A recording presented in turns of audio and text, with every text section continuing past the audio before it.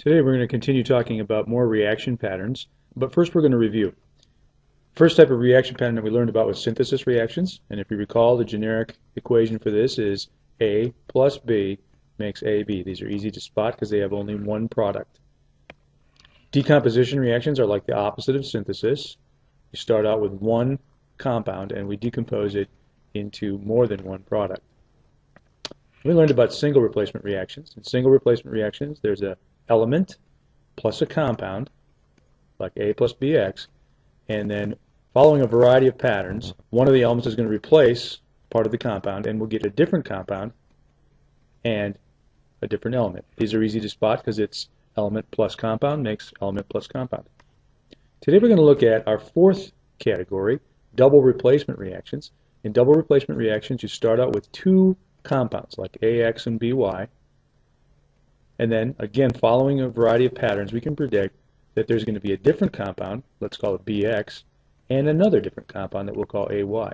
And you can see that there's been a switching, just like a single replacement, only twice. We'll look at more details of that today. There are actually three categories of double replacement reactions in terms of prediction of products. We're going to look at the first two today and then another one later on.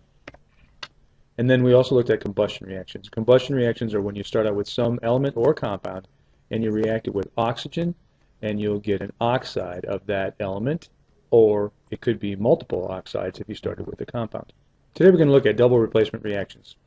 Again, the generic equation for a double replacement is AX plus BY, two compounds, makes AY plus BX, two different compounds. These are easy to spot because you have two products, you have two reactants, and they're both compounds on both sides of the arrow. Double replacement reactions are also called metathesis reactions sometimes. This is an example of a double replacement reaction, and I'll sort of give you a pattern for how all these things can be predicted in terms of products.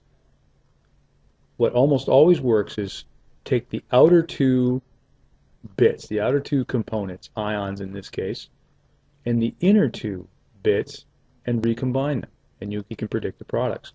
Now you have to watch a few things. You have to watch charge swap to make your formulas get right, especially if it's ionic.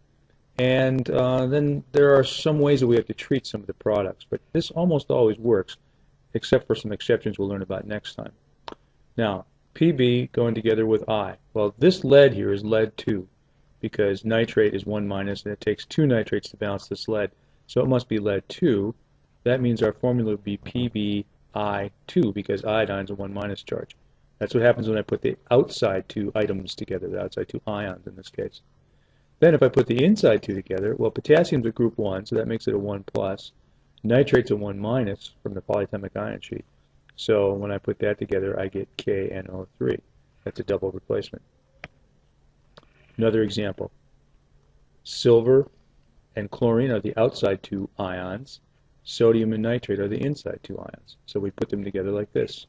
Silver is always 1 plus, chlorine's always 1 minus, so that first one is AgCl. And sodium is a 1 plus and nitrate's a 1 minus, so that'd be NaNO3. Now here's another one. This doesn't have two ionic compounds, but one of the compounds is a molecule. You know, it still really works. We can still pretend it's an ionic compound and get a good result. I'll take the outside two things, sodium and chlorine, and put them together. This is ionic. Sodium is 1 plus, chlorine is 1 minus, so that gives me NaCl. Now, I'm going to put the H together with the carbonate. That's the anion on the sodium carbonate. I can treat H like it's a 1 plus ion, and it's not, but I'll always get a product that works out. H being a 1 plus, if I did charge swap on carbonate, which is 2 minus, would give me H2CO3. It's not an ionic compound, it's a molecule, but I got its formula right by just pretending that it's an ionic compound. That works. Now it turns out that H2CO3, this is called carbonic acid, is unstable, and this is going to go on to produce a different set of products. It's going to do a decomposition itself. So this H2CO3 is going to end up being H2O and CO2 by the time it's all done. We'll talk about that next time. Don't get too hung up on remembering that. In terms of predicting the products, we have three important patterns that show up. One of the patterns is that an acid and a base are going to make water and a salt. That often happens in double replacement reactions. So that means, to understand this, we're going to have a good idea of what an acid is and what a base is and what a salt is. Once we got that down, these are actually very easy to predict. Another important pattern is a precipitate forms. Well, the precipitate is just something that doesn't dissolve in water. So in order to get these right, we're going to have to learn some rules about what does and does not dissolve in water. And then the third pattern that we see is what we call gas formation. Sometimes you mix two compounds together and they react to form something that's a gas that doesn't dissolve in water, and so you see bubbles. Well, you'd have to know some rules about which combinations are going to form gases in order to predict these, and so we'll have to get into that too.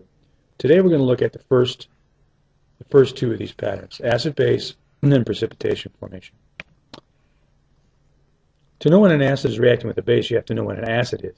An acid is a molecular compound that has the form H something AN, where AN stands for an anion, and this is H's, and the subscript could be 1, 2, or 3 here.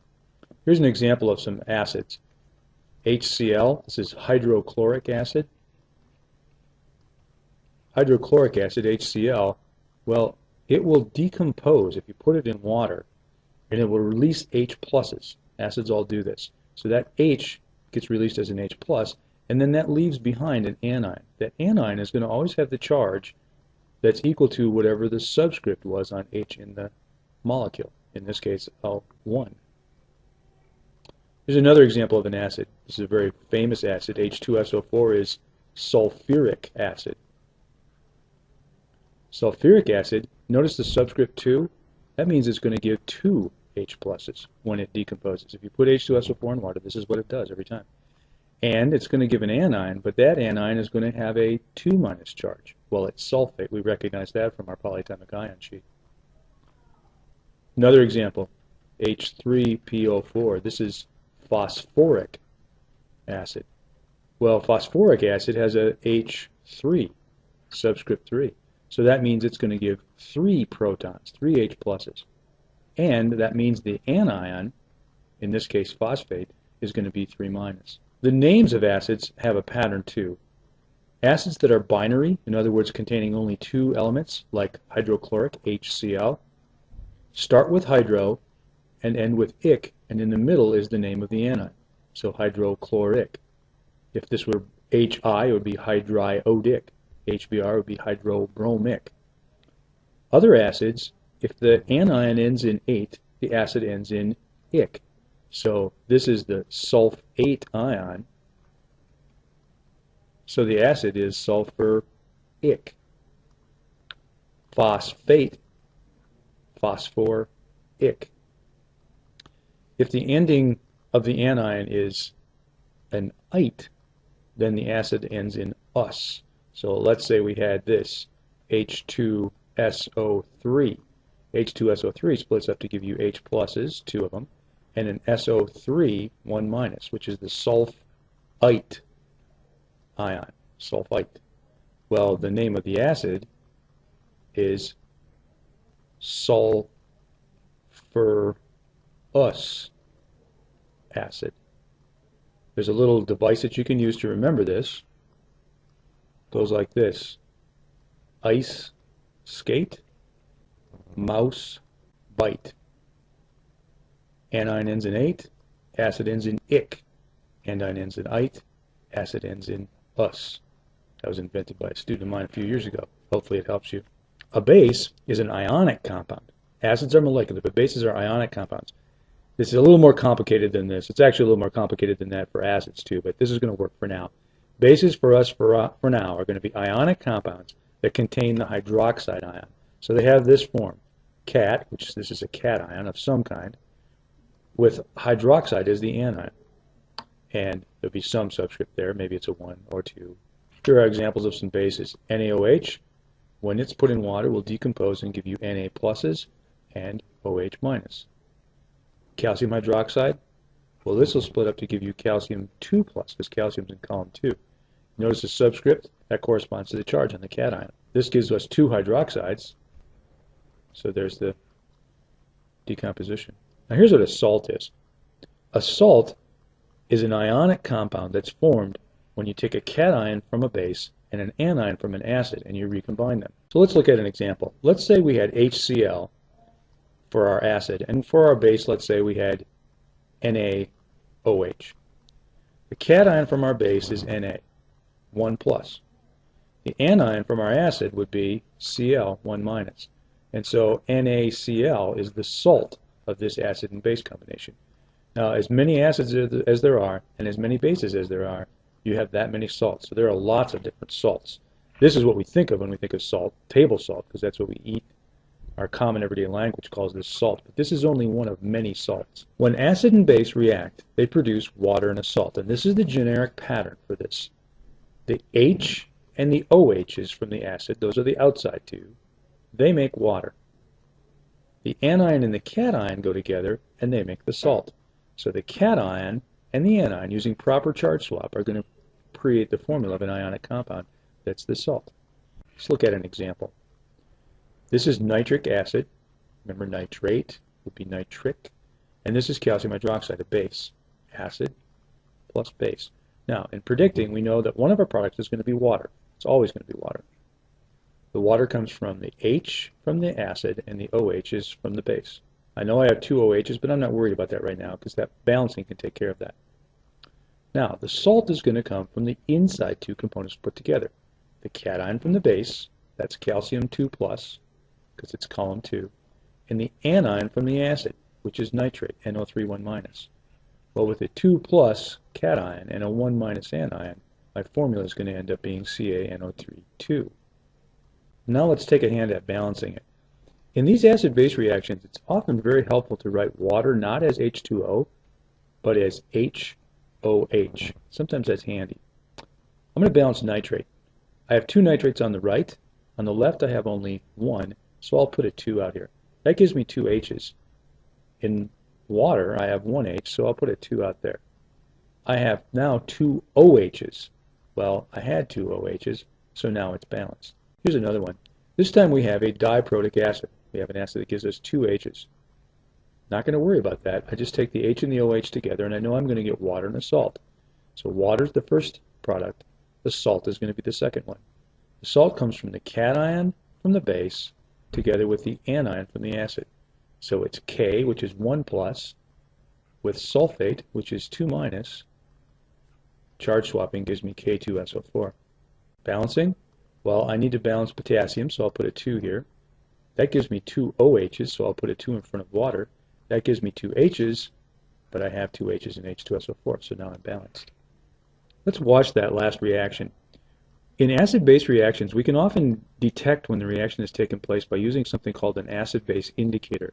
Acid-base indicators change color. If they're in an acid environment, they'll be one color. If they're in a base environment, they'll be another color. Right now, there's an indicator in this flask called methyl orange that shows pink when it's in acid, and it shows yellow when it's in a base environment. At first, in this flask, we have only the acid H2SO4, and so it looks pink. They're going to pour in some base, KOH.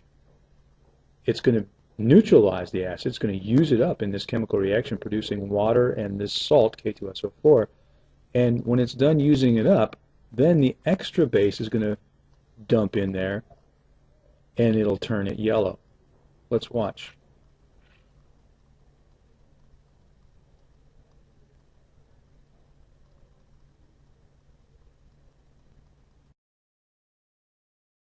You try this one. The acid is carbonic acid, H2CO3, and the base is lithium hydroxide. Here's your answer. As always, you're going to get water and a salt. The water comes from the H from the acid and the OH from the base. So that's HOH.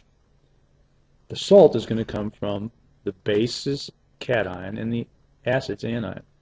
Well, the base's cation is lithium, which is 1 plus because it's column 1. Carbonate from the acid, CO3 2 minus.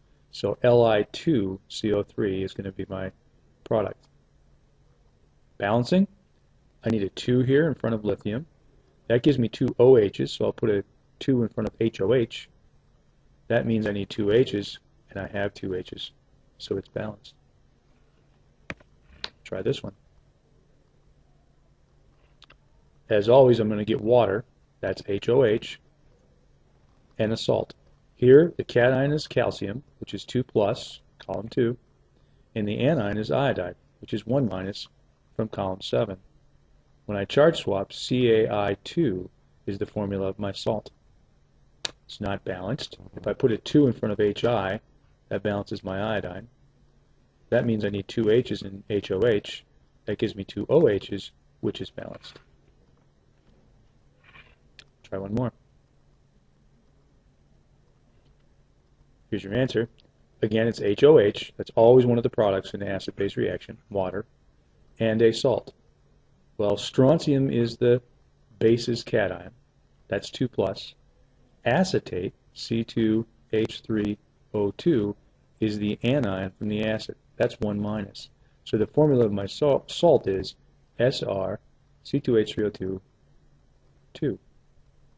Balancing, I need a 2 in front of my acetic acid. That balances H's. That means I need a 2 here to balance H's in water. That gives me 2 OH's, which balances my strontium hydroxide.